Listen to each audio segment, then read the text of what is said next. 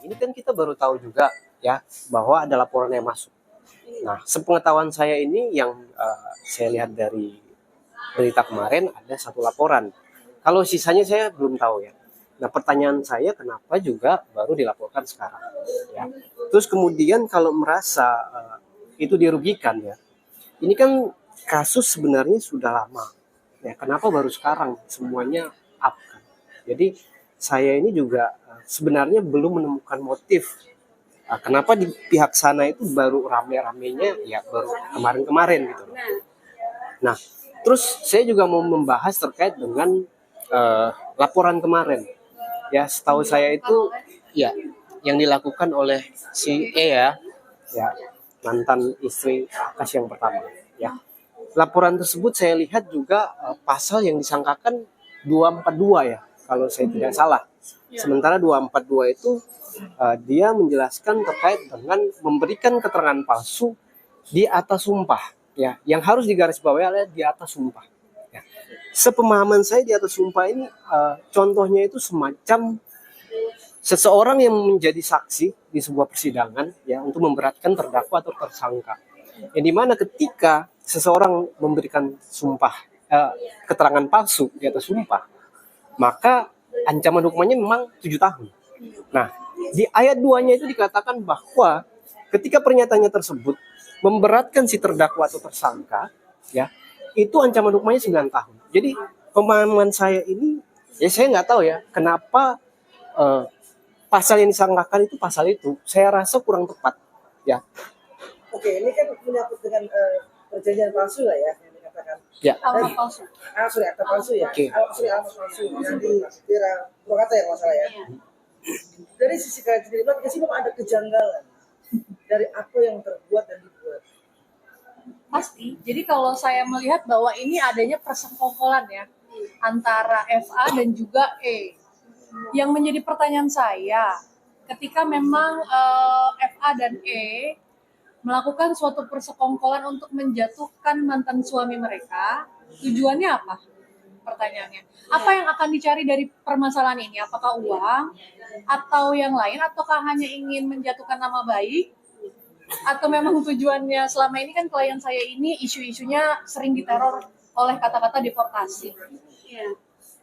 Jadi inginnya klien saya ini dideportasi seperti itu. Makanya kenapa saya ingin membuka ruang kepada mereka bahwa untuk memediasi suatu hal ini kan sebenarnya itikat baik ya terhadap lawyer to lawyer, benar ya. Jadi sebenarnya bukan kesalahan masalah etika, bukan etik. Ini jauh sekali dari permasalahan etik ya. Bahkan ketika memang permasalahan ini masuk ke ranah kepolisian, ada namanya ruang mediasi. Ya, ruang untuk mediasi.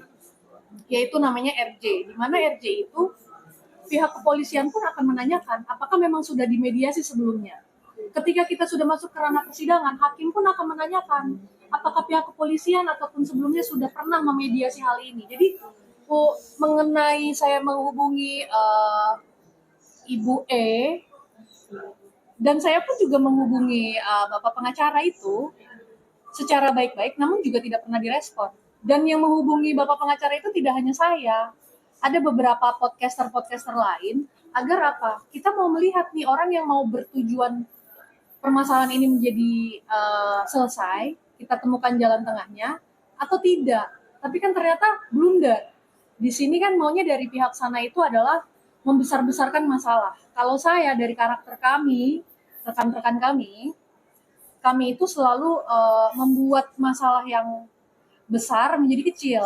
Beda halnya dari pihak di sana. Lawyer ya. Karena jadi gini, pihak sana kan juga merasa bahwa ini udah personal yang diserang, dan begitu pun pihak sini kan juga merasa udah lawyer. Bahkan ada kalimat di mana kalau laki ya gitu kan, ada bahasa kayak gitu kan. Ada makeup rekan saya lagi. Ya, gitu. Kalian sama satu lagi dianggap rasis. Karena ada menyebutkan bahwa surat ini dibikin karena saya bukan muslim. Tanggapan kalian seperti apa? Sebenarnya agak lucu ya kalau saya menanggapi pengacara dari FH ini. sepertinya ingin banget terlihat sebagai orang yang mempunyai jiwa arogansi yang tinggi. Sedangkan di sini adalah problematik perceraian, Pak. Jadi saya minta tolong nih kepada Bapak, apa yang mau dicari dari permasalahan ini? Keadilan. Oke, kita cari jalan tengah keadilan yang seperti apa? Gitu. Ataukah ingin memenjarakan dari klien saya, silakan.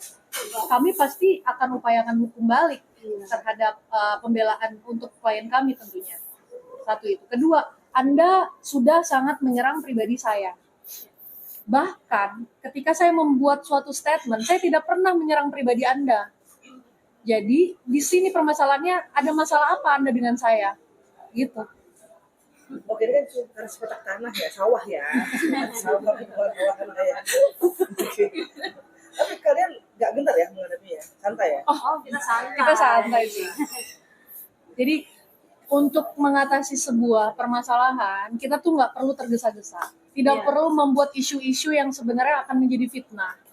Apalagi dibuat isu lah, membawa beras, membawa toples, sekalian aja bawa wastafel sekalian. Ya nggak? Agar publik ini menarik simpati publik. Jadi menurut saya memang penjatuhan karakter terhadap klien saya ini cukup terus-menerus dan kami tidak gentar. Mbak, terkait dugaan persoalan tadi, sempat kaget nggak sih Mbak saat tahu FA dan E tiba-tiba datang bisa berbarengan, karena kan kita tahu sebelumnya hubungan mereka ini kurang baik. Oke. Kaget dong. Oke, kakak gimana? Ternyata Jadi memang kita semua tidak kaget ya, dan kami sudah menduga itu karena kan memang sudah ada konten sebelumnya yang dikontenin oleh FA. Mereka datang ke Temanggung, saling maaf-maafan gitu kan. Menurut saya itu upaya yang sangat baik gitu. Tapi kenapa dalam konten tersebut tetap ada caption di mana mencari kambing hitam dari permasalahan ini? Iya.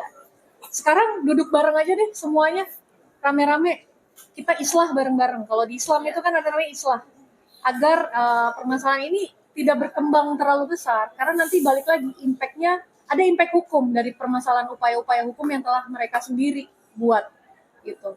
Mbak, kemarin juga PA ini kan membantah kalau dibilang Akas ini tidak diberikan nafkah selama 8 bulan nafkah batin. Mereka membantah kalau mereka menyebut kalau memang tidak diberikan nafkah, kenapa anak kita bedanya hanya selang 1 tahun. Mungkin tanggapannya gimana? Oke, mengenai statement itu memang kami sudah mempunyai bukti bahwa nafkah mengenai 8 bulan, tidak adanya nafkah batin itu memang sudah ada. Tapi kan bukti tersebut tidak kita sebarluaskan ke dalam media. Balik lagi, jika memang proses ini nanti naik ke proses hukum lainnya, pasti bukti itu akan kami hadirkan di dalam persidangan.